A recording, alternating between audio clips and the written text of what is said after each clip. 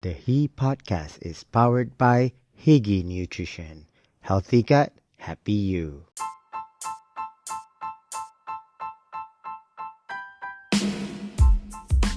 Who is he? He is me. Hi, I'm Rafi Redzwan. This is he. Here is my chance to share some amazing stories with some amazing people that are inspiring to me. He celebrates everyday people of everyday life. He revolves around conversations that inspire others to change the world and make a difference in life, with a little bit of laughter and a whole lot of drama. Join me for personal stories and experiences on health and healing, successes and failures, recovery and discovery, anything relatable, and anything in between. He elevates us to rise again and live our very best life. Just so you know, you are not alone. He is with you. We all know that vegetables and greens are good for you and are essential for good health and proper nutrition. However, given our current lifestyles and hectic pace of life, it sometimes is difficult to get all your nutrition on a daily basis. That's where my Daily Greens comes in. My Daily Greens is a pre-mixed prebiotic drink that contains chlorophyll, spirulina, pomegranate, ashwagandha, and pagaga, all in a convenient sachet. If you want to be the boss of your health, just mix one sachet of My Daily Greens with water for better gut health, better energy, and immunity support. I have been taking My Daily Greens for some time now and have noticed improvements in my gut health and my overall well-being. Plus, it tastes good. As a special offer to listeners of the He podcast, you can get 10% of your order by using the code HE10 at checkout. Just head on to higgynutrition.com, that's HGHYnutrition.com, or visit the link in the description below. I was being a bit of a trouble No, because I didn't know when to do this, and then will this be difficult? Oh, tak turns ada. out senang je. Record senang je. Okay. Tak ada. Senang je. Cumanya you busy dengan tak busy je lah. Because I saw you were, apa, semalam ada award Yes, I was HIV. dancing. Yeah, the Malaysian AIDS Foundation event. Miss Yeah. Malaysia, the day before you did something. I'm sure you Yes. busy, Shah. Shah Shamshiri awakens the soul to decipher a series of life's awakening moments. In this episode, he sparks the conversation on what set him free from pain, frustration, and disappointment as he uncovers the sheer power to alter and define his journey of becoming in search of a deep sense of life's purpose with pure serenity, fulfillment, and happiness. As an award-winning lyricist and a notable multilingual writer, he reveals the humble beginning of his career established over 20 years of relentless hard work, unswerving determination, intense patience, and ferocious appetite for success in due course earned him an eminence in the Malaysian music industry.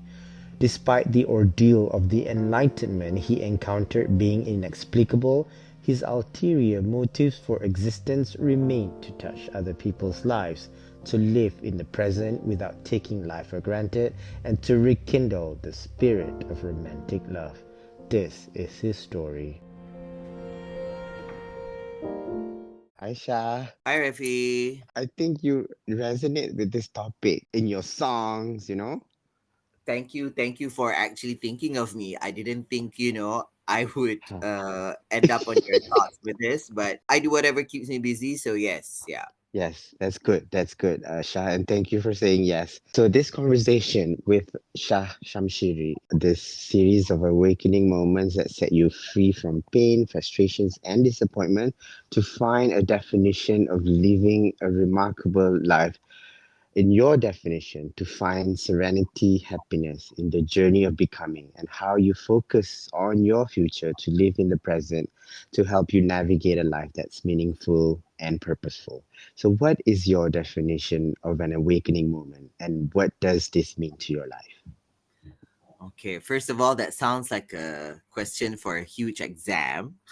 It doesn't sound like something you can answer very easily. Seriously, that sounds like Ah, a question you would sit for, I don't know, a psychology or philosophy paper or something. But based on my perspective, an yeah. awakening moment to me can be any moment which triggers uh, which triggers your thoughts, okay, Yeah. about life in general, especially at my age.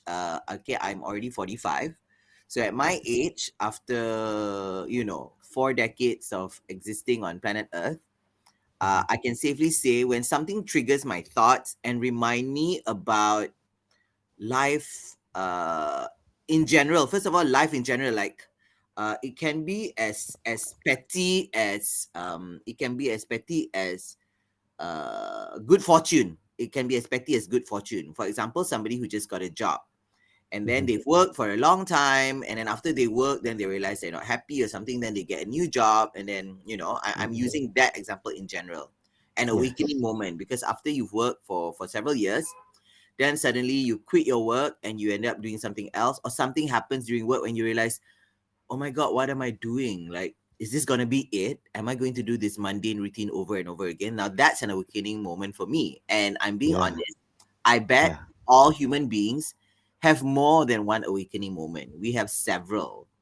Yes. So for me, in my case, considering I've done a lot of stuff, work wise or Mhm. socially, I would say I have several awakening moments. So it's hard for me to pinpoint just one, because I know there are several. But since the question is what is my definition of an awakening moment, I would say that would Mhm. be a moment where you suddenly think about life, where it triggers your thoughts to think about the current you, the past you, and the future Mhm. you. So that's an Mhm. awakening moment for me, because it makes you Yeah. like, yeah, you wake up. Literally, you do wake up and, oh my God, where am I at this point in life?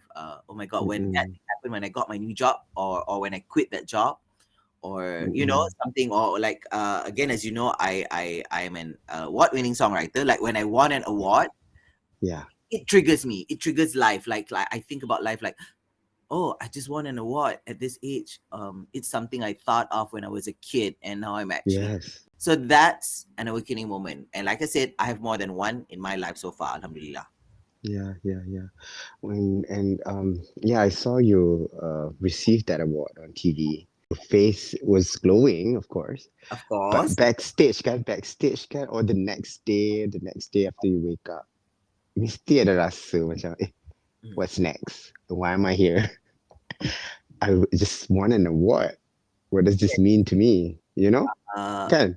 betul, betul, betul. Although people celebrate you, kan? Of Celebrate course, you of like, course. wow, wow, Shah Shamshiri, wow, oh my God. You work with celebrities, big names in Malaysia.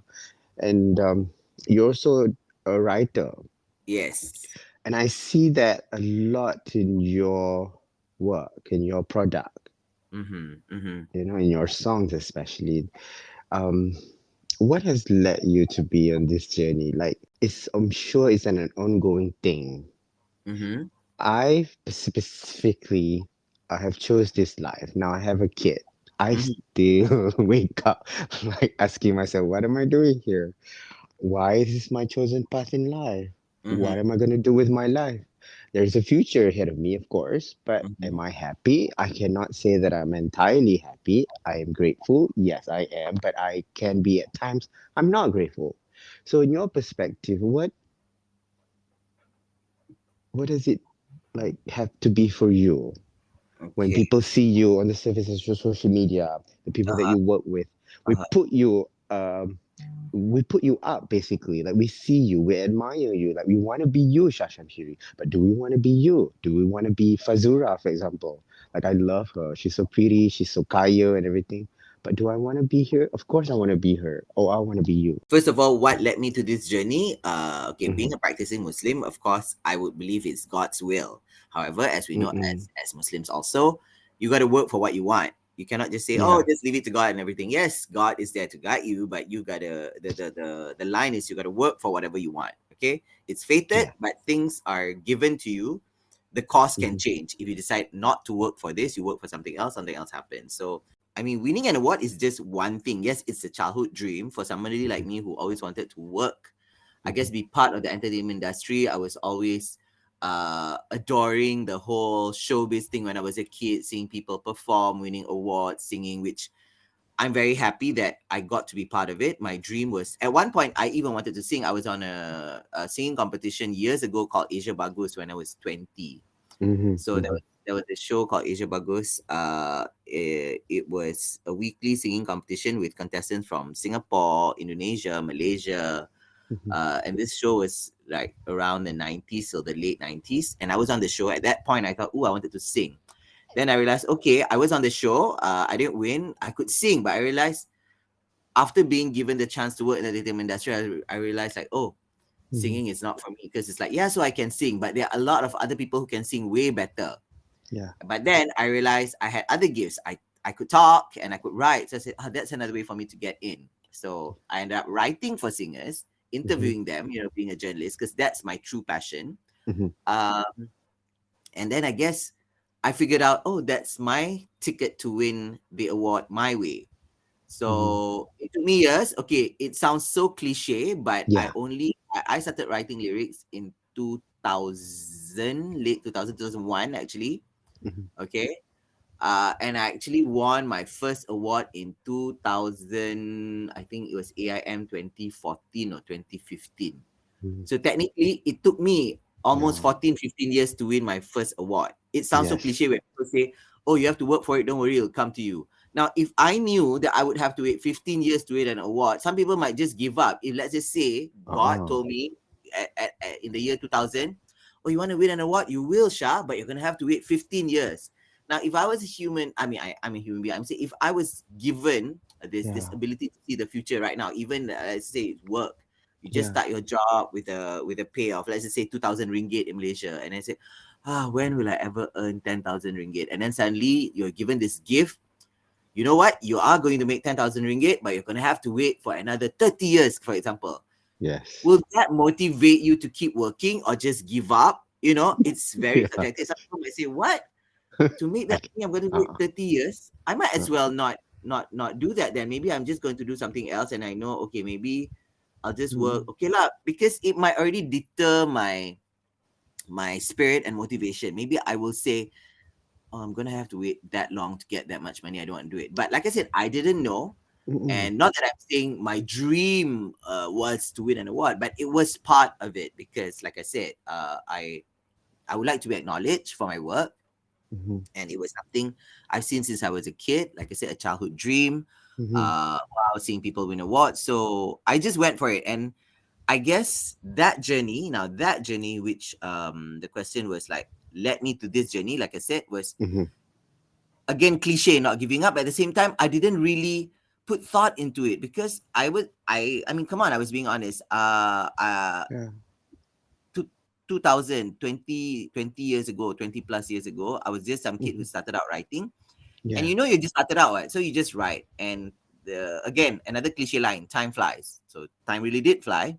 You do not Mhm. realize in this process of writing so many songs since the year 2000. My first lyrics was Sarima, Skinny Kau Tiada. So when that song came out, it was first the English version, Now That You're Gone. And they told me, Shah, we want you to write the Malay version. So actually, Uh-huh. even my Uh-huh. first work was a translation. I actually translated Now That You're Oh. Gone into Malay.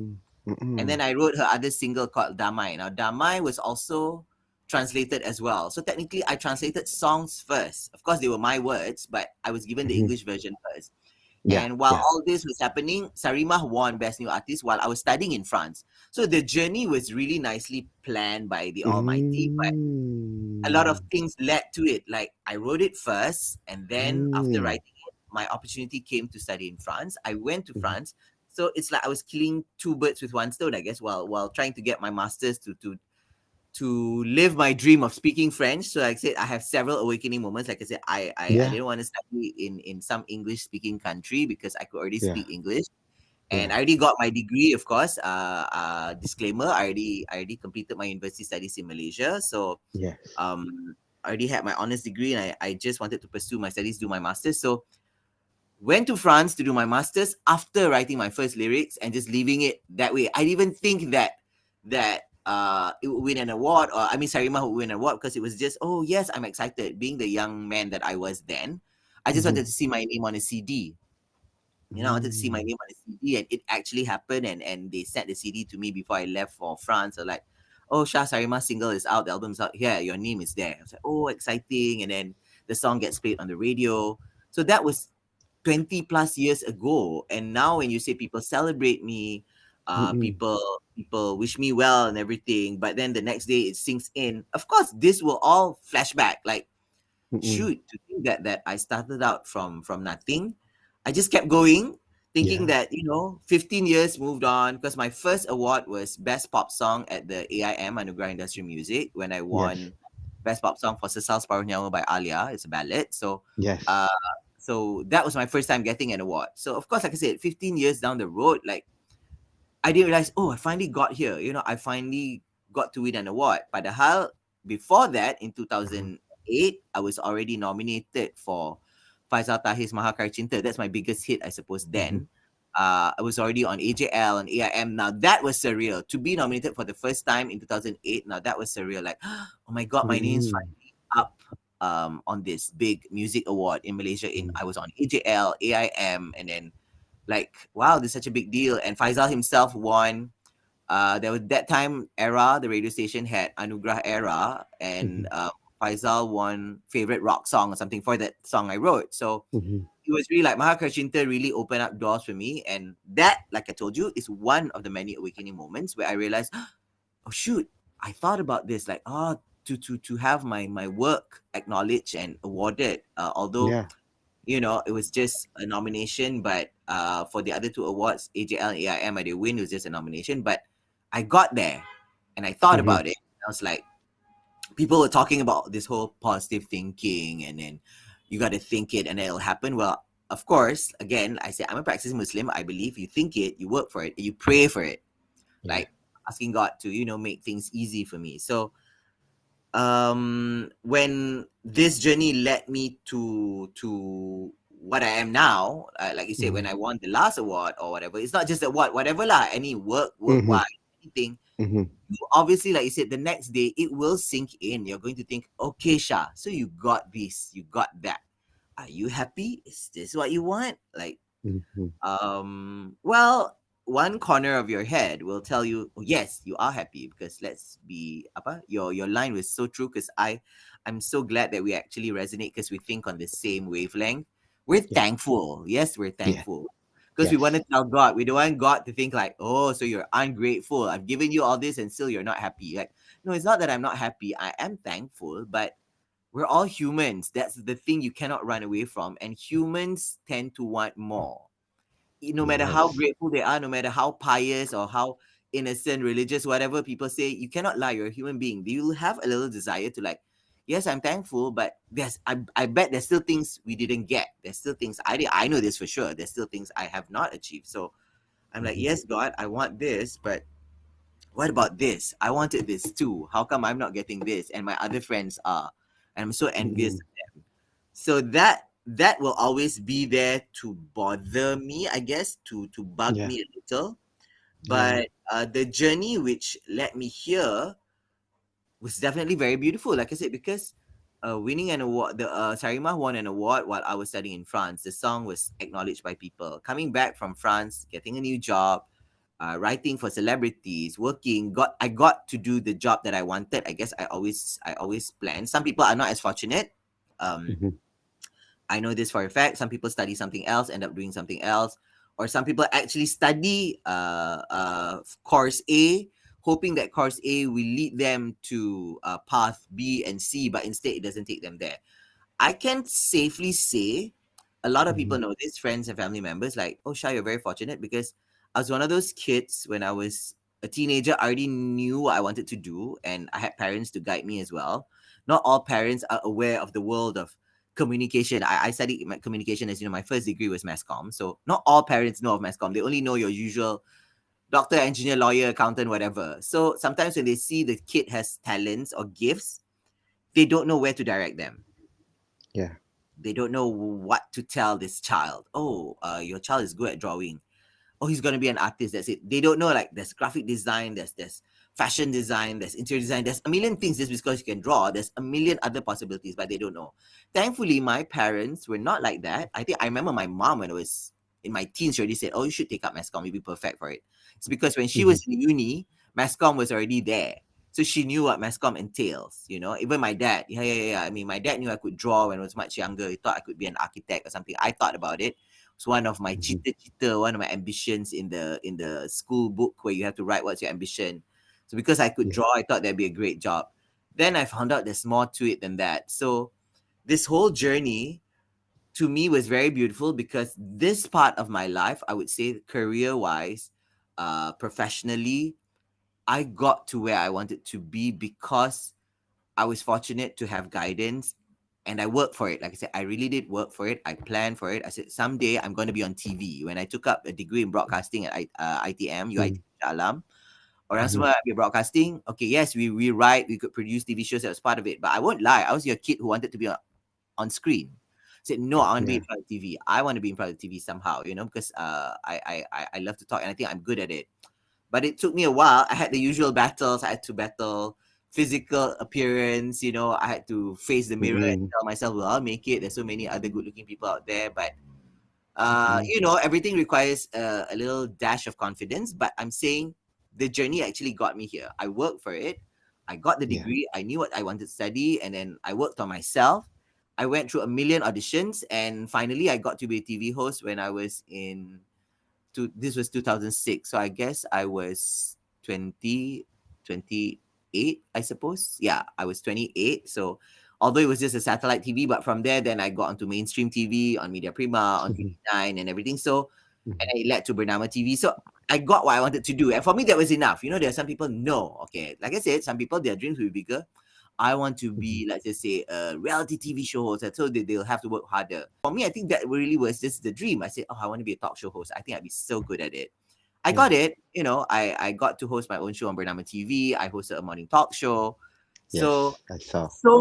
so many awakening moments. That's why I said, what is an awakening moment? For me, that was it. Every time I got something that I dreamt of, I will stop and think about life all over again. As in, oh my God, it happened. I wanted this, I Mhm. got it. So like I said, Mhm. I've always been very thankful.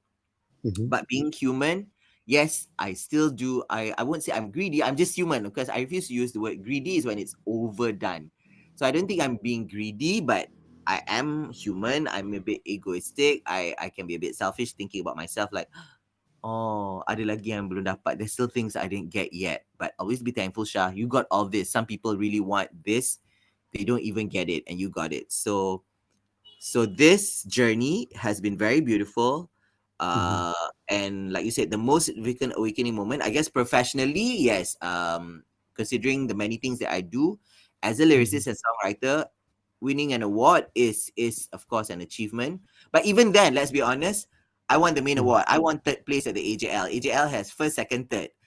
I already got third place twice. Writing for Misha Omar, I got third place. Writing for Alif Sata, I Mhm. got third place. Obviously, I Mhm. won the first place, right? Mhm. So So that's that is one of the obviously things you want. You still want to to yes, win number yes, one. Yeah. yes, Okay. yes. So that's what I'm saying. So that is still there. That's still a dream, which I really hope the next time I get nominated, oh my God, I get to win the big prize because that's a dream. Yeah. Yes. Yes. How far along are you to? Uh, are you nominated? Have they nominated for Juara Lagu?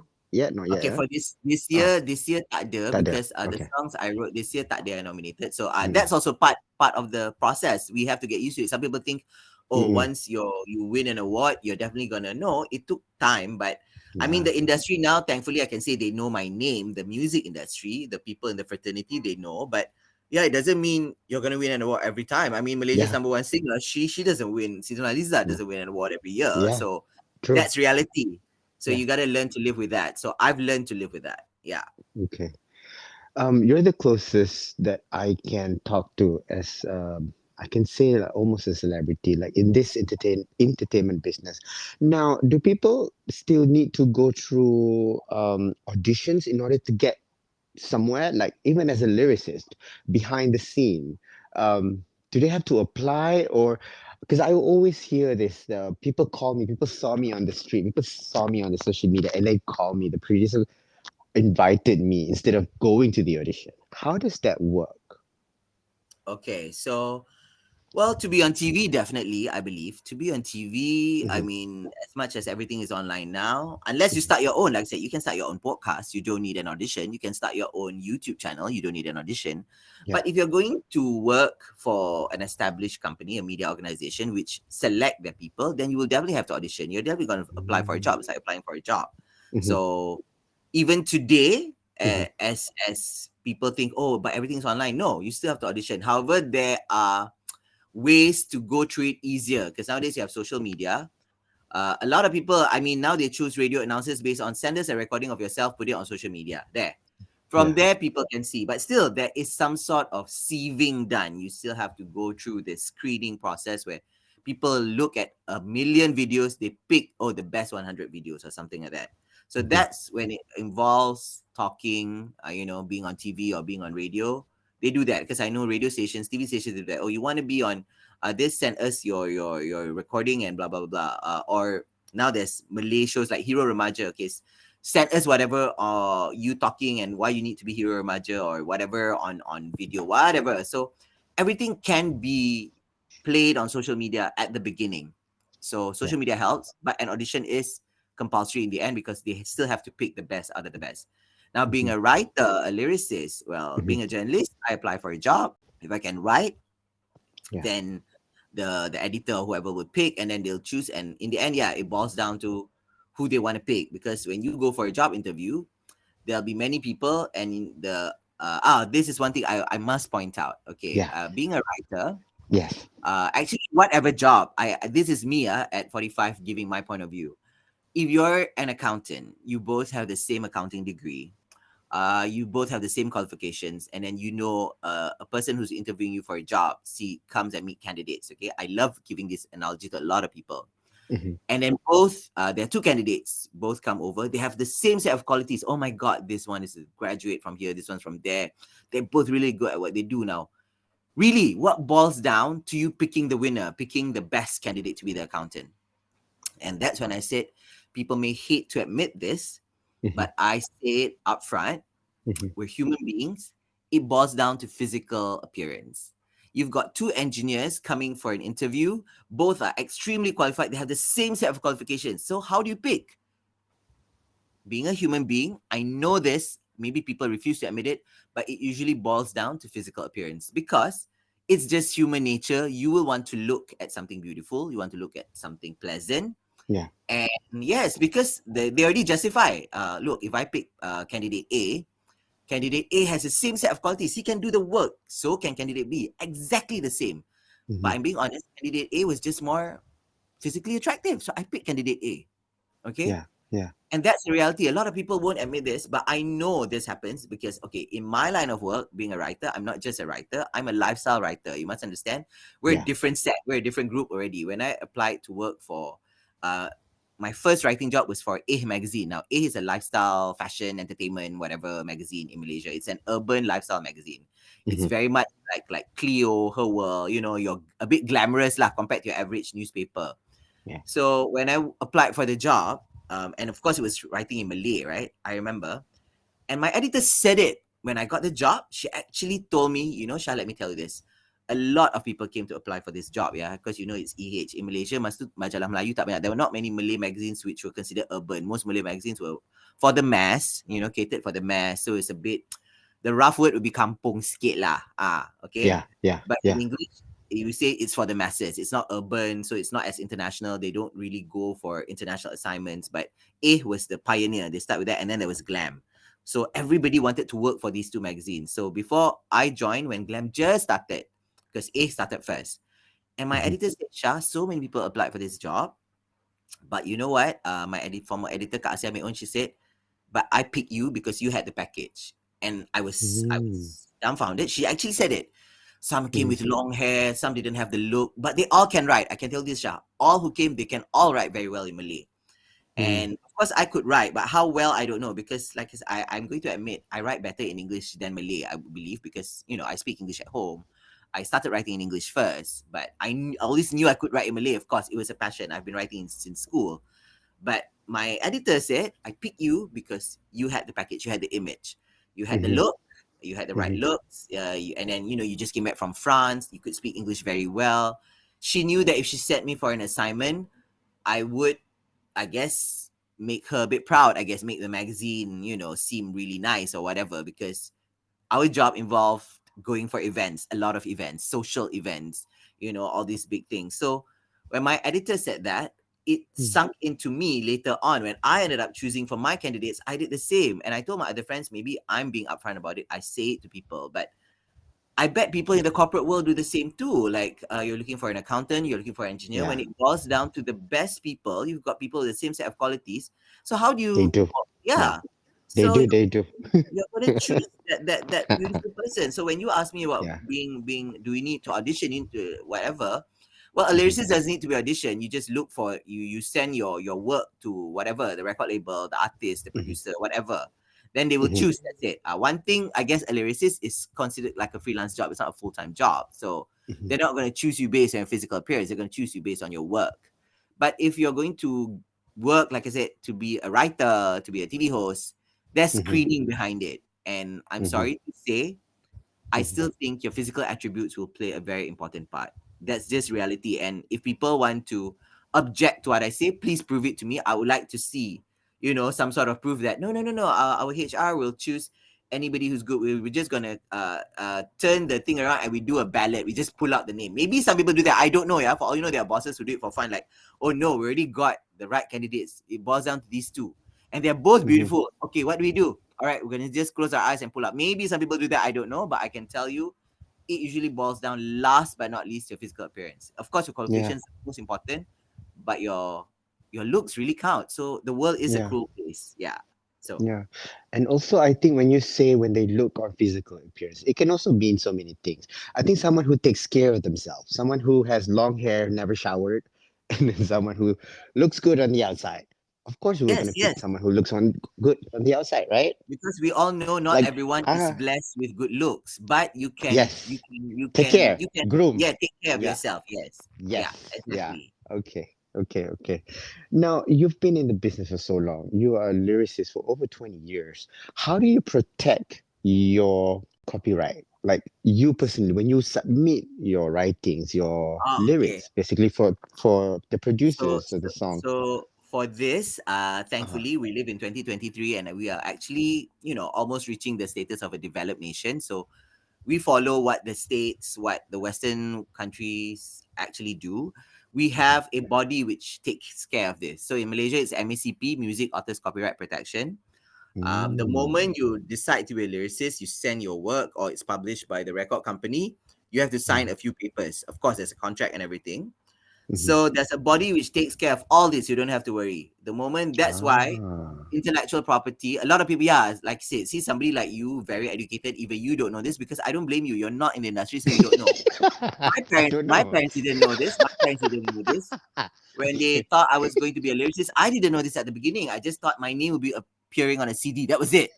I was like, I want to be a lyricist. I forgot the money bit Yes, the when I money bit, the royalty. yeah. So all I thought was I'm Ah, gonna write lyrics. That's it. Nanti nama I keluar CD, I'll be happy. I didn't realize there's money behind it. And when I got my yes. first check, my first royalty check, I came back from France. Really, again, all beautifully planned by God. Like I said, I wrote the song, then I went to France. Then while I was in France, the song won, Tarimah won an award. So the song got all the airplay it wanted on the radio, on TV and everything. 2 years. I came back after I completed my master's and I was jobless before I started looking for a job for a few months, right? I came back from France and Raya was coming. I said, I want to Yeah. give Duit Raya for the first time, but I don't have a job and everything. And then suddenly I received this check, a letter in mail. I didn't know what it was, huh? What is this? There was a letter in my mail. And I yelled, I screamed, the whole house heard. My dad was like, why are you shouting? I said, oh my God, Abba, I just got like close to 2,000 ringgit. I said, for what? For It's a writing the lot. song for Sarima. Now, at that point, when you just came back from France, who's going to give you 2,000 ringgit for nothing? Yeah. Yes. And I didn't have a job. So I was like, and God heard my prayers. Me, I would like to believe again. I'm a believing Muslim. My niyat was, when you give duit raya, and that's sedekah. I wanted to give the duit raya during Eid because all my cousins do it. In my family, it's a tradition. When you work and you can afford, you give. It doesn't matter the amount. But yes, the whole thing about the joy of giving is better than receiving.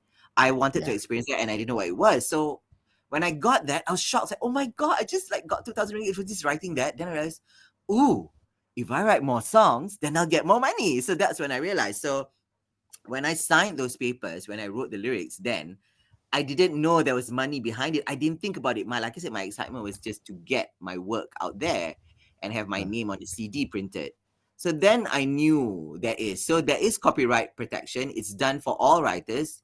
If your song is going to be sung by a professional singer, there are things you have to sign first. The record label will arrange it for you, and then the record label itself, they have their own publishers. So they publish intellectual property. So that's where the money goes to, and it's protected. That's where your work is protected. So no matter what happens, as long as you live, if people were to use your work, your lyrics for anything, whether they translate my work, my name will always be there because it's protected by this body, the Music Authors Copyright Protection. So we receive royalties from several parties, from MACP, from our publisher, and then from digital sources. Especially now, songs are played on YouTube, on Spotify, iTunes. So you get your royalty from various sources, and it's all protected. So I don't have to worry about this. Okay. And is it a continuous thing? Like if they still keep using it until the day you pass, for example, Yes, that's a you good still thing. be paid, right? That's a You good still thing. be paid. Yes. A lot of people don't know Ah, that. So when my parents yeah. found out, like, oh, okay, my parents were, of course, like I said, the typical parents who were born in the 50s, late 40s.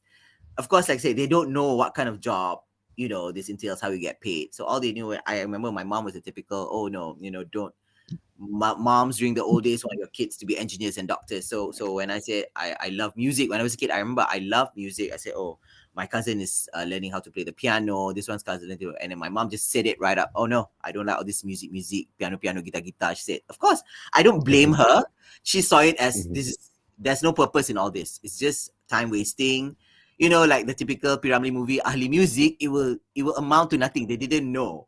And then when I became a lyricist, they found out that I get checks every year for just sleeping at home. My song is played on the radio. I make easy money. I don't even have to do anything. Like the song I wrote in 2001 is still played on the radio today, and I still get money for it. And then, I joked about it with my parents, my mom. I said, see, Ma, if you let me do music, who knows? I would have studied music, become an award-winning composer, I would have made more money. I just wanted to point out that, see, a lot of things people don't know. So, like when you asked me that question, yes, the good thing about royalties is that you make money until the day you die. And when you die, you can pass it on to your heir. So, since I'm not married, I don't have kids, I can pass it on to my nephew. And then, he can enjoy the benefits. He can still get the money, as long as the song is played. But there's a time limit to that, of course. Once I have passed, the heir to my royalty will get it, I think, for about 50 years or something like that. And then it goes to copyright control. Then the song is like Piramli himself, the late Tan Sri Piramli. He's got so many songs. So his children, his son enjoyed the benefits. But once the song has reached a 50-year limit, then he will no longer get it because the one who wrote the song was the father. So yeah, but that's how it works. So that's the beauty of royalty, not just for songwriting, for anything. Now there's royalty from book writing, royalty from a lot of intellectual properties nowadays, right? Yeah. Videos. So yeah, things like that. However, not everything has royalty. I'm informed in Malaysia, for instance, an actor, you don't get acting royalty because they've complained. I heard somebody complain before saying that, lyricists get royalty and they look at us, we're acting and all that. But you must remember, actors make a lot more money than writers. Actors, one time they act, they get like, I don't know, a big income. So maybe that's why there's no royalty to that. Because they are paid. Even in Hollywood, I don't know how it works, but I'm sure It's in the Hollywood, same. It's the same. you work. Appearance, they pay you one time, like 1 million for that movie, and that's it. Yeah, see, exactly. Yes. Yeah. Yeah. They want to appear, if they call for an appearance in magazine, some are paid, some are not. It really depends what they want. The discussion is between the two agents. So basically, some celebrities who are coming to my podcast, some of them ask for payment because they call them an appearance fee. But being Yes, I a understand. non-profit, I wouldn't be able to compensate that for now until I become I bigger understand. lah, kan? Tapi So it's the in same in some, it's the Malaysia as same. well. It's the When same. we Yeah. do in Malaysia, when we do magazine cover shoots, but yes, so some actors have voiced out before saying that it's unfair. But I said no, but you guys are paid a lot more compared to Yes. us. Yeah. Yeah. Composers, people who write songs, we don't get that one first pay because Yes. the So other not our fair song lah. is played all the time. Yeah, Yeah. and so that's why it you cannot really compare apple to apple. You So cannot. Yeah. Yeah. yeah, you But do cannot. Like, Malaysian magazines, even like Glam, A, and all that, they don't get paid, right? from what I know, they Because don't. From what I know, they they don't. Yes, don't. because Ah, we are giving exactly. you publicity unless it's a model. So I remember my editor taught me this. If it's a Yes. model, because model's job is to model. So if you're going to put a model on the cover and not write about the model, yeah, you're just going to put the model on the cover. Don't write. So magazines which do this before was female. Female magazine used to do this. Their covers were not always celebrities. They would pick just a random model to talk Mhm. about the latest season this summer. Okay, floral. So they just put a model. But inside, there's no cover story about the model, nothing. It's just maybe a Yes. fashion spread. So you pay the model. Yeah. The model you pay because she's not a Yes. celebrity. Yeah. Dan betul lah. I was right. I mean, me and my lawyer was talking about this particular celebrity who's asking for payment. Okay, but celebrities usually we don't pay. Kan tak bayar. I know magazines, because anything they appear on radios, TV, because it's an yes, because exchange of you are giving them publicity. That's right. yes, That's correct. exactly. Yeah. Okay, got it. Okay. Now, can you tell me or enlighten me the difference between a lyricist and when someone call themselves I'm a songwriter, which Okay, actually, it's is the same? still vaguely there's gray area there because I'm writing a song. The difference is when I Yeah. say I'm a songwriter, I have to specify I'm the lyricist because I write the words purely. Okay, I write the words. Mm, Songwriter writes the melody, the music, the la la la la la, the tune you hear. So, but actually, again, you can specify that, or she's the composer, or he's the composer. He composes the music, and he's the lyricist. But both of them are songwriters because they are writing songs. yeah. So I think that's the only difference which people sometimes confuse, where they think they hear the songs that I've written and say, "Oh, Shah, I love it," blah blah. And I always tell them, "Oh, that one was composed by so and so, composed by so and so." I want them to know Mm-mm. that the melody, the tune they're humming, didn't come from me. The tune came from someone else. I wrote the words. But again, a lot of people who approach me, they actually like the song because of the words. They tell me, "Oh, I can resonate, I can relate with the words, being left Mm. alone, or oh, falling in love, or whatever." Oh, because those words are mine. Okay, fine. But I always tell them, or please remember, the song was composed by someone else. I wrote the lyrics. Yeah. Yeah. Okay. That makes much more sense. And then Yes. it's appealing. I think it's more appealing and more professional to call yourself a lyricist, That's why, in yes, I my write on my social perspective. media, I Yeah, write that yeah. award-winning lyricist and not songwriter. Lyricist. Yeah. So people Yes, yeah, know that's what I do. yeah. Yeah. No, I do want to go back to at a point of time when was this song was translated, Mariah's song called My Okay. All to Yes, yes. Segalanya. And then Yeah. you said that it should be written this way. It would not have this batu, pemata, Yeah. kaca. Yes, yes, I yes. think you should Oh, you go remember on. that. You remember. Yes, I remember. I think you should go on and write that all over again, reproduce the song, and then probably work with Universal Studios, whoever that I think it's in this thing. And I think I saw this guy sang this song, My All. Yes, Naim Daniel. Naim Naim Daniel. Daniel. I think His he'd be the version is perfect. closer, a better Ah, written version than the it's one better, yang right? yes, Yes, much the better. batu kaca. Yeah. So I There's no love batu it. permata because Dia tak ada yeah, I kaca, mean batu, because tak ada, the tak lyrics ada. in English said I give my all to have just one more night with you. But then the one Mm-mm. when Siti and everyone sang, the lyricist. Ah, But okay, with all due respect, because the person who wrote the yes. lyrics is also somebody very respectable, LY Yeah. Baiduri. LY Baiduri Yeah. is very well known in the industry. They wrote for Siti, and that Yeah. means this person translated. Now, I'm not questioning her level of English or whatever. I just feel Yeah. if she really is bilingual and she speaks English as good as we do, I would have Mhm. thought that she could come up with better words. I mean, I have the right to my opinions, and you remember this. Of This is course. exactly what I said. The song was just Mhm. I give my all, but she changed it. But like you said, Naim Daniel wrote a better version. He wrote Mhm. a closer version to what Mariah wrote.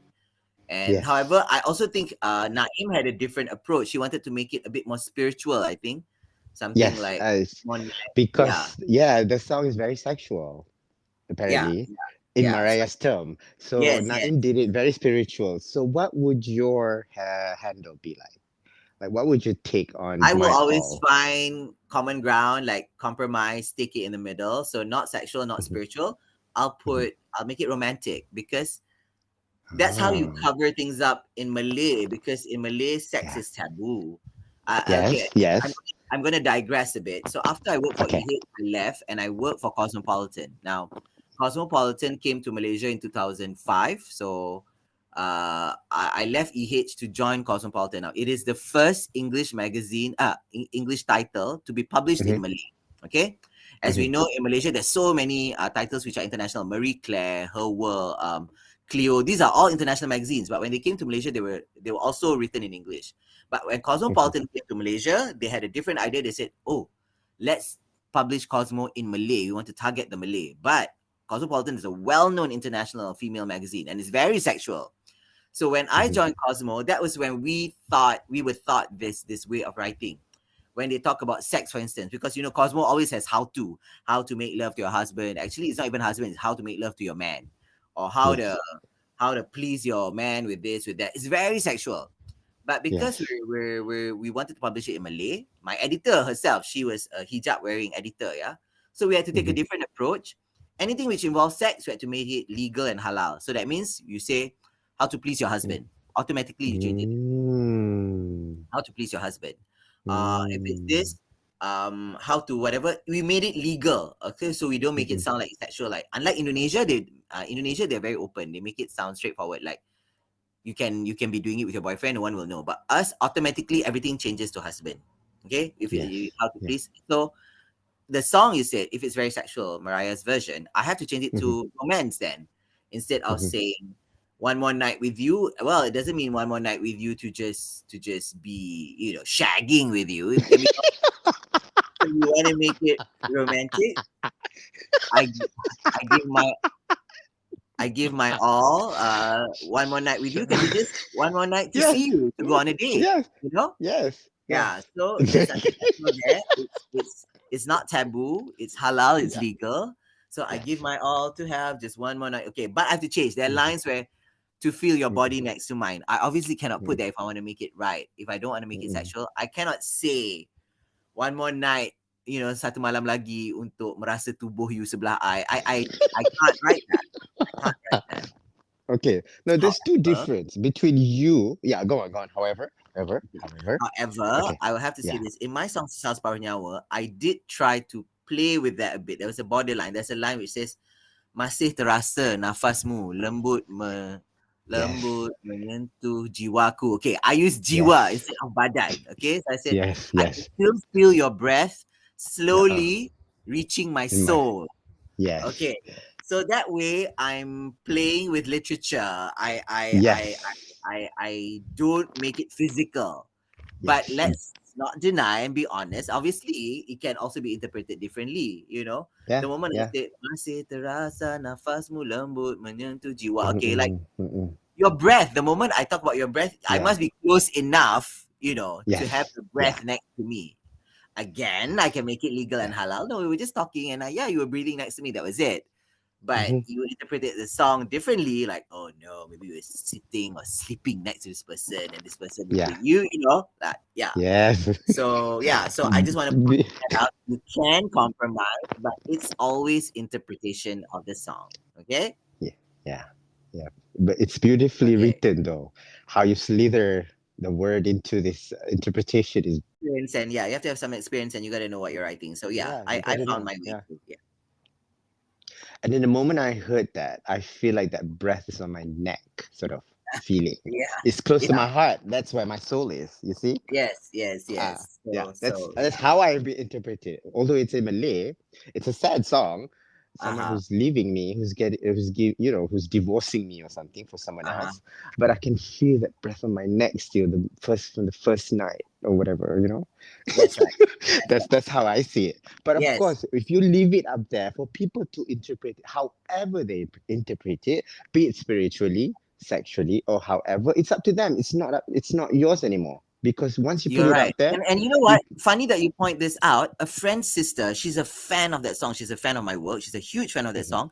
And she actually interpreted spiritually, Ref. I was so surprised. She Yes. actually told me, Shah, that one line in your song, in Sesal Separuh Nyawa, it says, oh, ya, aku masih di sini and kau jauh di hadapan. She said it's her ibadah. She said it's like, oh, I'm so Betul. left behind. I terkejut when she told me that. She interpreted it so differently. She said, in my thoughts, it's about my deeds and my good deeds and my ibadah for God. Yes. It's in the things I've been my practice for what I've been doing, my faith. Like, oh, I'm so far behind. I'm still here when actually my soul is ahead. My soul wants to pray more, read more Quran. I said, oh my God, you really interpret it differently. She said, but yeah. Mm. So she interpreted totally differently, but the words, that was how she saw it. No kehadapan. So I was surprised that, wow, really? It can be Yeah, and interpreted in so many it ways. can. It can be. It can be. You'll be surprised. I mean, you've been in the business for so long, and I'm sure some people make it public about what they think about the song. Yes, No, yes, you're right. there's two. I see. There's two ways of writing. There's someone like you who has to sort of self-control in the things you do and the things you write and how you write it. But there's also other writers out there. They can call themselves independent writer. They can be so sexual, just like raps. Yes, yes. Kan? So how does these two differs from each other, and how these two can be in the market in Malaysia? Is it because Well, this one is independent? You're not so much independent because you are in the Malaysian entertainment okay. local Well, it network. depends. Where is it played? Mm-mm. A song which is Mm. too sexual will never get to be on radio, especially if it's Malaysian. That's one thing. Mhm, mhm, If it's Malaysian, I remember when this was around 20 years ago when I was doing Sarima's work. I was also the PR for the record label promoting the song. If it's a local act singing in English, you cannot make it too mhm, sexual because you are reflecting Malaysian values. That's what the government said. But mhm, come on, you had the Tong song, Tong, the Tong, Tong, Tong, or I Want to Sex You Up. All these other international artists were mm-mm, somehow mm-mm, allowed to have it sexual because the government just made it no. So when people hear, this is not our values, these are foreign values. These mm, are values from the West or whatever. So if they put out sexual stuff, there are reminders. Even now, they still censor certain words in songs. If you hear Hits FM or Fly FM, there are certain songs which are yeah, censored because yeah. it's considered not appropriate. They censor it. So like you said, how do they exist? They can exist, but it depends for what purpose and where. So if it's going to be on mainstream radio, some Mhm, songs will get away with it, some won't. If it's locally produced by an independent artist, chances are it won't be on radio. If it's too sexual, if it's mhm. using language which is too vulgar, it won't be on radio. But now they don't care. They've got Spotify, they've got iTunes, they've got YouTube. So YouTube. independent artists put their things out digitally. But I know for a fact, if they want it to be on mainstream radio, it will not pass unless they change their words, unless they change their lyrics. Mm, So there are some things you still need to adhere to, mhm, rules and regulations. The law will still prevail. So there's no way you can just put up something with profanity on the radio. mhm, It doesn't work that way. So mhm, hence, rap, if it's independent rap and it contains a lot of foul language, it won't be on mainstream radio. It'll be, well, now mhm, you can put it up digitally if your friends want to mhm, listen. Go ahead. But mhm. once your fans start pestering you to be on radio, then you're going to have to re record with a different set of cleaner lyrics, I suppose. Mm. So there's Yeah. this chance for them to go. Of course, Hmm. always. And for Have me, to there's nothing change wrong. it. I feel that considering I've worked with so many artists for the past 2 decades, like Mhm, I think sometimes some artists are just very selfish and egoistic. They feel like, no, that's not me. The true me is all about profanity. I refuse to succumb to mainstream music. I don't want. Well, you rugi, you're gonna lose out because mm-mm, there's so much money to be made. Your work is mm-mm, so good. What's wrong with compromising? Just change your words a bit. That's it. And then people will know mhm, you. And I know a lot of artists have done this because I worked with a record label which produced English mhm. songs. I worked with Innuendo, Poetic Emo, Too Fat. Too Fat Yeah, did a lot of rap when they came out. And there were yeah. words which they recorded at first were considered vulgar. Then our Mhm, label, our record label, my boss, Ahmad Izam Omar, told them, I'm sorry guys, you're gonna have to change this a bit. And they did. But it worked. mm-mm, And look where it got them. You know, where is Joe Flizzo now? He's a superstar. So mm-mm, I'm just saying artists should learn to compromise if they know what's mhm, good for them. You want to make a big name mm-mm, out of yourself, you want to make money, then you're going to have to compromise. I'm not saying sell out. Don't be a total sellout and change your image and change your music. No, but yeah, if it's just yeah. a matter of tweaking the lyrics or whatever, Mm-mm. or the music video, don't make it too vulgar. Oh, what's wrong with that? I mean, in the end, you're the one gaining. You won't lose your Yes. identity anyway. Yeah. Yeah, So yeah. I agree with you. I agree. You really have to be for what's for the market is Yes, to yes. I mean, to I'm be being there. realistic. You want to Mm, make it your yeah, career, you want to be professional, you're gonna have to yeah, be a bit more practical and yes, realistic. That's it. yes, But you yes. don't have to sacrifice your image and your what your self worth. You don't have Mm-mm. to. Yes. I think they can also stay true to themselves and yet be whoever they are accordingly. That's Kan? right. That's Kalau if right. they You're pour right. for TV3, you have to meet TV3 standard for the Malaysian uh, Yes, viewers. Tak boleh, you're right. speak certain things and say I cannot, I don't agree with certain things. But at the same time, if I do come forward for this sort of show, I cannot agree that this thing, So if I don't agree with it, I don't have to just bring it up during that conversation, for example. You're right. That's right. Kalau tak, I think the kecaman, the publicity of kecaman is not good to your profile, I think, Well, in unfortunately, Malaysia. I know it's Yeah. not good, but it's Malaysia. It happens. Actually, it Mm. happens worldwide. People can just Yeah, attack you on social media. So yeah, exactly. Yeah, yeah. If you want to be in the network, this is the rule, yeah, exactly. because That's right. we have to abide by the law, the government, and then whatnot. But I think this conversation, Kansha, it's more than just this. I think what you just shared to me is an awakening moment to me. Like a It's an lot of this conversation. eye opener. That Yeah, a yes, lot of things very you didn't know. yes. And I'm so glad that you shared with me all these, stories that are very inspiring to me. How you started your journey in the beginning, how far you've come. What are the challenges you face today, and how do you cope with it?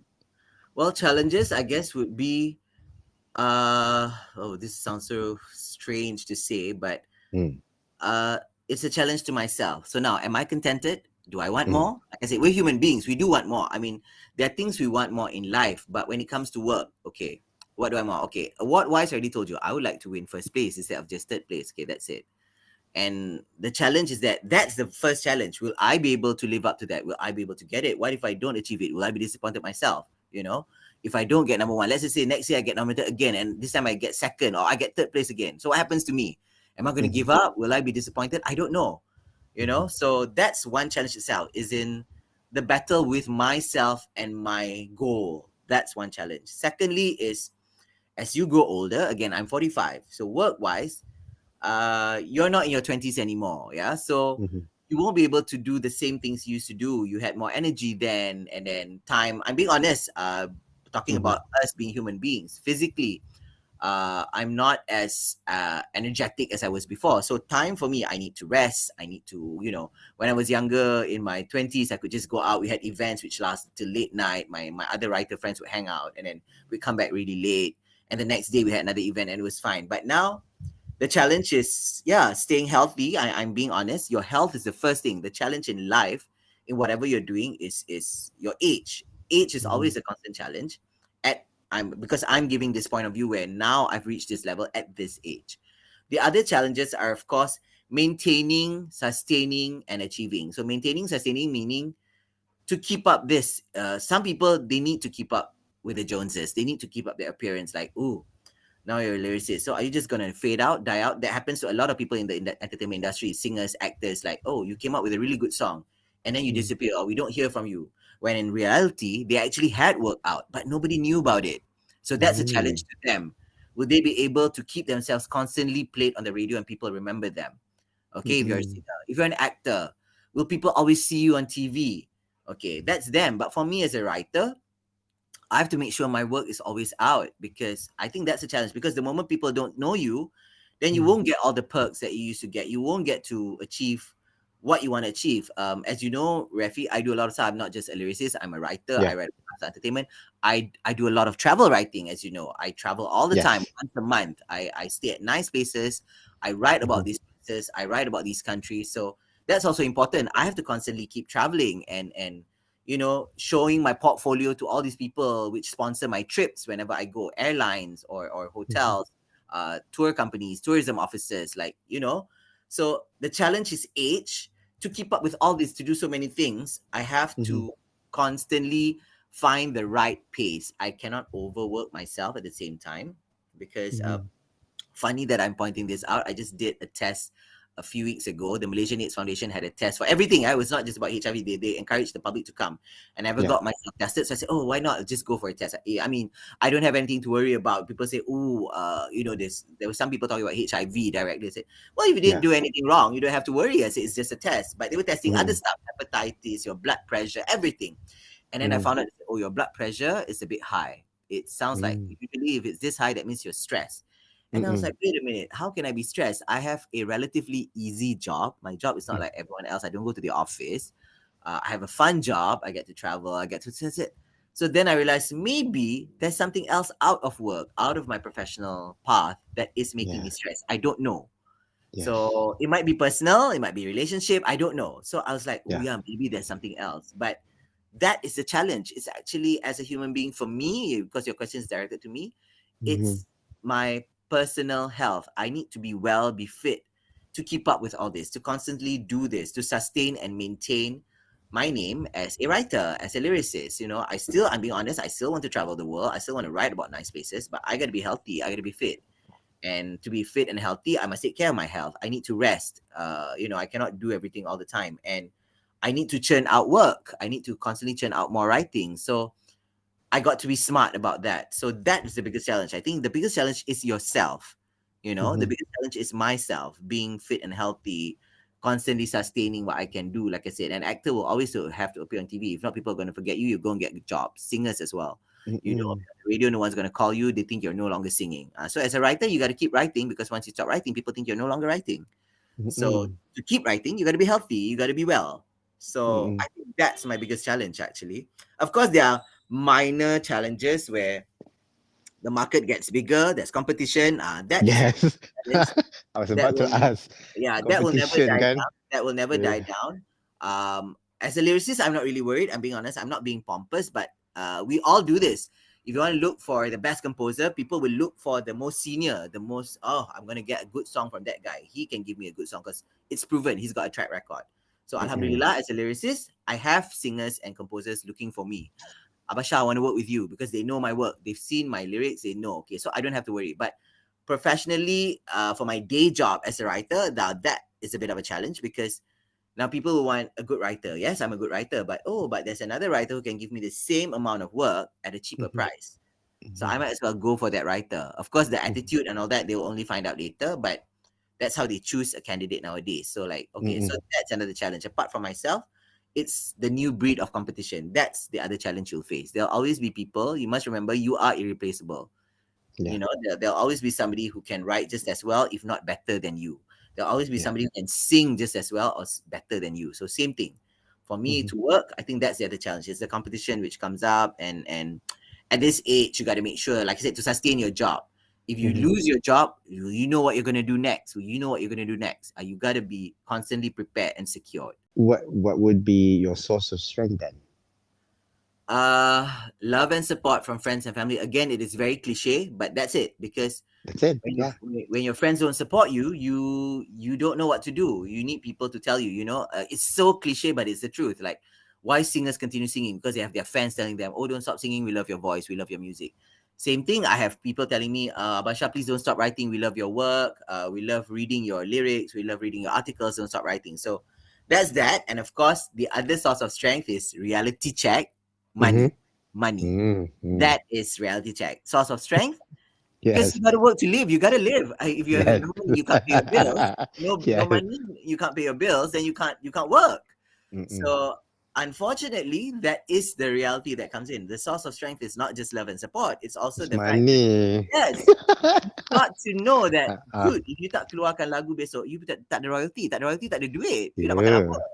Betul. So yes. So two things: love and support, friends and family members, and money. Material needs will always be there. You're still gonna need to eat, sleep, work, drive the car, pay for petrol. So that is a source of strength. You got to tell yourself, if I don't work, I'm not going to be able to get what I want, and you're getting older. Please remember, you're getting older. You're not going to be able to work forever. One day you're going to turn 90 and God knows, when you reach that level, will you be able to write just like what you're doing now? You need to sleep, you need to rest, you have doctor's appointments and stuff like that. Yeah. So reality is that it's love, support, and money. That's the source of strength. Yeah. I love how honest you are about it. I really am. straightforward. Cut to the chase. Money is your source of strength. Yeah, because some people are being Is it? hypocritical about it. They want to like beat around the bush. Uh, Oh no, no, uh, money is not the money main. isn't everything. No, Money no, isn't no, don't lie. I do agree money is not everything. everything, but it is still very crucial. Like I said, no money, you cannot buy your basic needs. You're going to need Yeah, money. That's reality. exactly. That's Yeah. reality. This is our basic source of Yes, life yes, yes. today. So that's why I said having royalty is a big help for me. I just Oh. sleep, but my song has been played. I still get money out of it. So that's when, like you said, awakening moment. That was a big awakening moment. Mm, After 10 years of writing, I realized I'm so thankful to God that God gave me this other source of income. Like even if I'm jobless, I don't have my day job for a certain amount of time.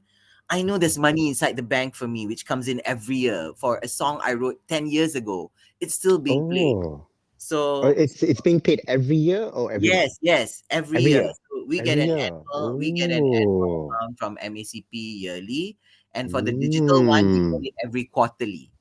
Mm. So that's what I'm saying. So this source of income, this money thing Mm. is real. So I'm so thankful to God that I know whatever happens, if Mm-mm. I don't have a job, no Shah, there's money inside there. You just wait the money, and ironically again, yeah, it's Mm. God's blessing.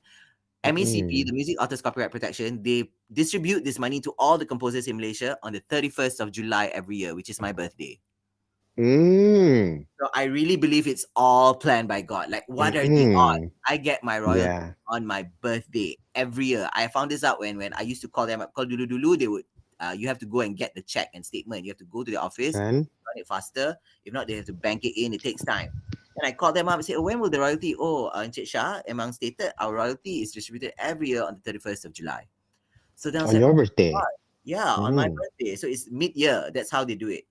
So you get your royalty mid-year every year, and that's the one for TV and radio airplay for concerts and stuff. For the digital one, the Spotify, that one we get quarterly, every few times.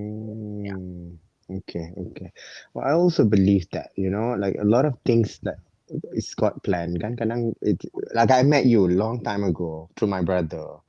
Yeah, exactly. If I didn't study in France, I wouldn't have known your brother. Okay. Yes, I would If have I met knew you. your You would have brother, been here today with me to yes, talk about exactly. this, and then I wouldn't And be to here make the also world today. smaller, by coincidence, I found out that your kampung is also same kampung with me, as in Yeah, your grandparents' rumah is just behind my grandmother's house in Gedong Lalang in Seremban. Like, kenal lelaki, yeah, I yeah. actually went to your grandparents' house. I remember once, Kenal masa tak? raya. Do they So know each other? that time I already knew your brother, of course, but I don't know whether I already met Ah, you. But yes, I did ah, because your brother said, "Come over, Shah." So I went. I went to his ah. house. Yeah. Where So was I at the time? maybe you were out with your cousins, I suppose. Maybe. Okay, okay, Yeah, okay. maybe. I think macam pernah ingat lah that you came to the house and I wasn't around. Yes, but that's what I'm saying. So to make the world even smaller, Oh, if I didn't study so in France, small. Mm-mm. I wouldn't have known your brother, wouldn't have known you, and I Mm-mm. found out, oh, from Negeri Sembilan as well. Yes, and said where? I said, oh my god, and then found out lah, kat Mm-mm. Tegulalang ke, right behind my Mm-mm. grandmother's house. Mm-mm. Mm-mm. You know, Okay, so okay. We're next to Seri Rosma's house. yes, that's why I know because Rosma was a friend of my aunt. Ah, yes, yeah. Yeah, so she used to come over to my grandmother's house and used to talk to Yes, my aunt. So that's how I found out it's a yes, small world. And yes. I'm Very also now small. friends with Rosma's daughter, Datin Ah, Azrin, Fazli's yes. wife. So Okay. yeah, like I said, when we talk about it, it's so funny, like how small the world is. Like Yes. So yeah, Yes, very small. coincidences. Kan? It's all planned by God. Yes, yes. What is your most defining moment in this journey? And what is your most valuable lesson in life? You can pick one, but Mhm. what are also your words of wisdom you hold?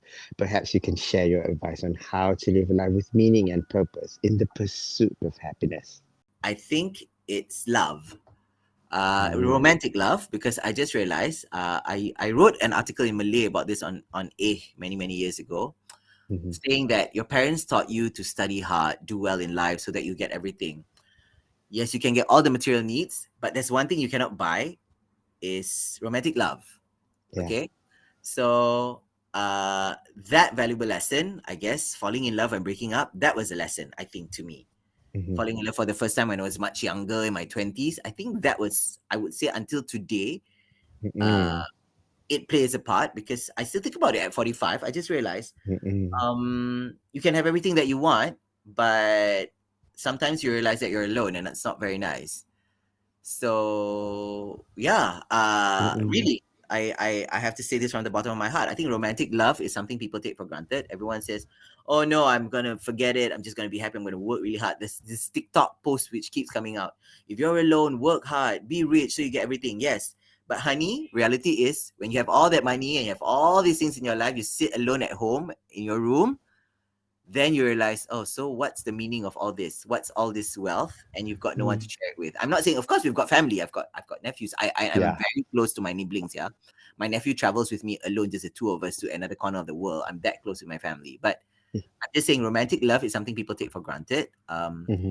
I understand now why they say people, no man's an island. Why some parents, they till death do they part. I love looking at older couples and everything. I think romantic love is something we take for granted, and that's actually an awakening moment for me, falling in love when I was much younger, Mm-hmm. and knowing that will I ever get to experience it? Because I wrote this article that, oh, your parents tell you to study hard, but actually in life, after studying hard and getting all that what you want, is that it? They didn't teach you how to deal with heartbreaks. They didn't Mm-mm. teach you how to deal with heartaches. Your parents just tell you do well in school, then everything will be okay. Everything's gonna be perfect. Well, I'm sorry to break this news, but no, it didn't help to be that perfect. Yeah, you do well in school, you get all this achievement, you have royalty coming in every year, just sleeping at home, but that's it. So I have to say Mm-hmm. this, and be honest. I guess that's why we're all hopeless romantics. We're writers, we're songwriters. And Mm-mm. that's why we end up being lyricists. It's things like this which inspire us to write. So Yes. romantic love is something which I think people take for granted, and I believe it's the most valuable lesson in life. Falling in love is a very valuable lesson in life. It's a Mm-hmm. defining moment because it it's that awakening moment which you asked me just now. Like I said, there are many, Mm-hmm. but this one particular one you told me to pick, I'm picking this one because that's when you realize I don't want to be alone. I can't be Mm-hmm. alone. I don't want to die alone. Sam Smith has this song about not wanting to die alone. Yes. So yeah, and Yeah. so I think that's something which I would like to promote. Mm-hmm. Romantic love is not something you should take for granted. As much as Mm-hmm. people say love is, yeah, yeah. That's why I said you can buy material needs, but love is not something you can buy, because if you're buying love, then that's not love. You know, Yeah. a lot of people can do that. I'm sorry to offend if there are any other ladies out there who marry rich men for the wrong purposes. I'm sorry, I don't mean to offend them, but Mm-hmm. if these people married them for the money, well, whether there's love, it's between them. But money, like I said, you can find, you can really work for it, you can look for it, you can work hard, you can get money. But love is something you cannot. Mm-mm. Especially romantic love, sincere love, to know that somebody really wants you to be with you. So yes, my defining moment would be falling in love. Uh, and then the lesson which taught me is that no matter how hard or how smart you work, uh, humans can never live by themselves. We always need support system around us. So my Mm-hmm. word of advice is never give up on your dreams. It took cliche, but it's the truth. Like I said, it took me 15 years to win my first award. So the point is, I didn't give up. I worked for Mm-mm. it. It was a dream I wanted to do. Nominated, maybe 2008. It didn't take me that long. Okay, being nominated, it took me just slightly less than 10 years. But still, 2008, I started writing lyrics in 2001. So about 8 years to actually be nominated. But the point is, you just keep working. So Mm-hmm. never ever give up on your dreams. There will always be people telling you it won't happen. I believe if you really work for it, you will get it. I know this. If you think you're not physically attractive, then do something about it. Lose weight. If the reason you didn't get to whatever you wanted to do is because of physical appearance, then do something about it. If you think the reason you didn't get this, you didn't pass this exam is because you didn't study hard enough or smart enough, then you study smarter, you study harder, whatever. I really believe Yeah. you work for it, you will get it. So never give up on your dreams. And if you are a believer in faith and God, if you are, because there are people who don't believe, that's fine. But if you are a believer in faith and God, don't stop praying. Pray for it. Yeah. Yeah. So I work and I pray for it. And Alhamdulillah, God has been very kind to me. Most of the things I want, I have. So I'm Yes. not going to stop being thankful for that. Yes, and I can see that. I think your advice is also for me in this journey. Like, Oh, wow, really? it That's really, good. but romantic love and all what I want now, what everything is just literally like, I would take that advice to the core, Shah, because like it's hard. It's just hard to not, you found yourself, but it's not there yet, you know? Yeah, yeah, I understand. I can totally Oh, understand. That's why some friends actually went through divorces, breakups, and mm, Yeah. They actually told me this. They said, Shah, I could stay on just for the sake of my kid. I mean, Yes. then she said, but no, I will be miserable. I'll be unhappy because I know what's Mm-mm. going on and everything. And in the end, divorce was the better route out, which led to Yeah. something else. So Yeah. this friend, so I'm talking about reality. This is not just something we're making up. We watch this on TV, Exactly. we read the news. This is things which Yeah. happen every day. So I'm Mm-hmm. just saying, in the end, never take romantic love for granted. It's something Mm-mm. that is very important because yeah, you can work, you can have all the money in the world, but that's one thing you tak boleh beli. Memang God has Tak given that. boleh. It's Tak fated boleh. to you. Yeah, you're gonna have to find it. So that's why I said so. Bukan duit je tak boleh beli. If you go see pawan or witch, the first thing they say they cannot do is buy love or do See, it for love. Kan yeah, tak boleh. So it's not just exactly. money. Memang tak boleh. Tak Exactly, boleh. because we know of witchcraft in Malay orang kata guna-guna. You can get Yeah. somebody to like you, but even then, you know that's not love because you're It's actually temporary. using. Yeah, it's temporary. Yeah. It's temporary. Sekejap Yeah, je. It will go away the because moment the you spell breaks, that's it. You yes, know, that's it's it. not even. Yeah. And all along, even when the spell was working, you know this person is not in love with you. It was the spell that's Yeah. doing all this. So this Yes. is reality. Like I said, this is That's reality. This reality. is reality. Well said. Well said, Shah. Now, before we end the conversation, what are your hopes and dreams for yourself, for your family, and for the world? Well, I already said it earlier. My hopes and dreams for myself. I don't want to die alone. So I hope someday I'll meet a special someone Yeah. who will be there. Mhm. Okay. For my family, of course, we wish them all the best. My hopes and dreams is that I will get to achieve the dreams that I've always harbored since I was young. Like I said, I'm very thankful. Most of my dreams have been fulfilled. Mhm. I would like to live a happy life. I know, again, most of the things I'm saying are cliche, but I'm just pointing them out that it's the truth. I've realized, as much as some people say, oh, you're just lazy. You know, there's this cliche line about Malays being lazy, and then they say, oh, why are other races? I would like to believe, especially Malays in Malaysia, we're mostly Muslims, and we know that you're not going to take your money to your grave. Some people say that's just an excuse for you not to be hardworking. Also, because you know you're not going to take your money to your grave, so you don't work hard. No, no, don't get me wrong. There are a lot of Malays who are doing very well in life financially, but there's a reason why maybe we don't go overboard. Maybe because you really know, okay, this money will be left for your family, whatever. But the one, I mean, like I said, I'm a believing, practicing Muslim. Yeah, you have to understand that. Despite whatever sins Yeah. I do, I'm a believer of my faith. This is Mhm. why, like I said, I want to have enough. So my goals and dreams is that I hope until the end of the day of my life, I will always have enough. Okay, I don't want to live a life which is in poverty or susah. Of course, I don't want that. As you know, I'm being honest. I travel every month. I stay in nice places. I would like to hope that I could continue doing that for the rest of my life. You know, this whole traveling every month with my family, with my Mhm. friends, Yeah. staying in nice places, writing about them. But at the same time, it's fine if I'm not the richest person in the country or in the world. That's fine. As long as I have enough for myself and my family to the rest of my days, Mhm. I think I'll be happy. So that will be my hopes and dreams. First, to Mhm. find that special someone, whoever that person is. And secondly, is to Yeah. constantly just live the way I can and have enough, not to complain. Okay, I don't want to complain. I don't want to live a life where I complain like, oh, I can't eat there. Oh, I can't buy that because I don't have money. So I hope I'll always have the resources to get what I want physically. Yes. Like I said tadi, money we cannot deny. It's a source of strength. Yes. Reality check. Okay. But yes, I Mhm. don't need to be super wealthy. No. I gotta have enough. I hope I will always have enough until the rest of my days. Yeah. Well said, Shah Shamshiri. You are an inspiration to me. Thank you for sharing your stories with me. Thank you so much. I hope. Most welcome. I'm so honored to be on this show, and you. I really think like I'm a nobody for you to ask me, right? I was like, oh, okay, but okay, I'll take it as a compliment. No. You once have me on the show, so yeah, thank you. Yes, you are somebody. You've done a lot.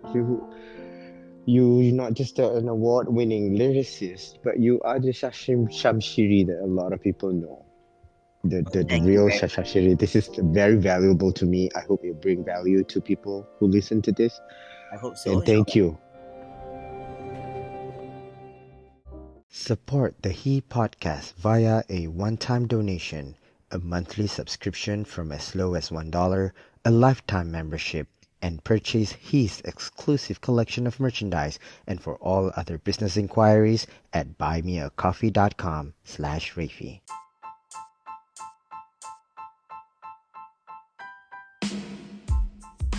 Thank you for listening to He, A new episode is available every Thursday, and don't forget to subscribe, rate, and review. We'd love to hear from you. Follow me on social media at Rafi Rizwan and at He Podcast for all the updates and behind the scenes. Once again, thank you for listening to He with Rafi Rizwan.